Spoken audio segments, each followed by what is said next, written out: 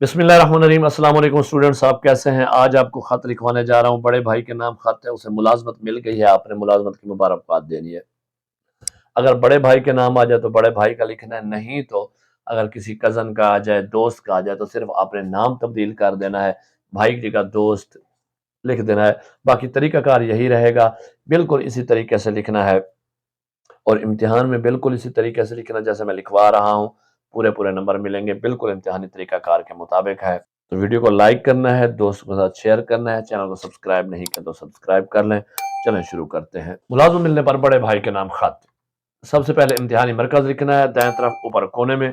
उसके नीचे आपने लिखना है तारीख, जिस तारीख को आप खत लिख रहे हैं, 15 जनवरी 2025 नीचे है, उससे नीचे वाली लाइन पे आपने मुखातिब करना मेरे प्यारे भाई जान।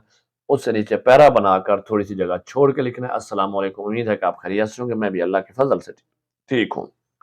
ये सुनकर बेहद खुशी हुई कि आपको अच्छी मुलाजमत मिल गई है।